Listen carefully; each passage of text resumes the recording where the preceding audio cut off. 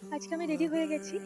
এই ড্রেসটা পরেছি, এটা আমার না ভীষণ পছন্দের। আর সবথেকে বড় কথা হলো একটা মানে একদিন গেছিলাম শপিং করতে, মানে আমার ফ্রেন্ডের জন্য। ঠিক আছে, তাকে আমি জামাটা চুজ করে দিয়েছিলাম, বাট সে সেই টাইমে নেয়নি, তার অন্য কোনো জামা পছন্দ হয় অ্যান্ড অন্য জামা নেয়। আর পরে আমি অনেকদিন পরে যাই, গিয়ে দেখি এই জামাটা পেয়েছি।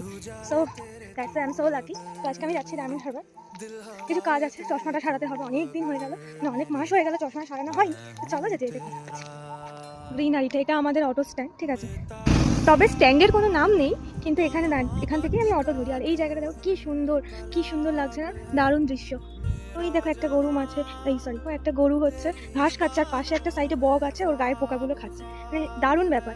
আর ওই দেখো ফুল ফুটেছে, পানা ফুল, যেটা ছোটবেলায় মানে ভীষণ ভালো লাগতো, তুলতাম। দেখো, চলো আমার গাড়ি চলে এসছে, যেতে যেতে কথা হচ্ছে।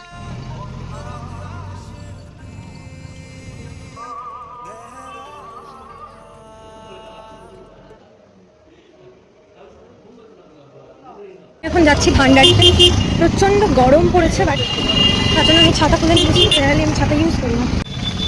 পৌঁছে গেছি ভান্ডারিতে, 1250 টাকা খরচিয়ে এখন চললাম অফিসের দিকে।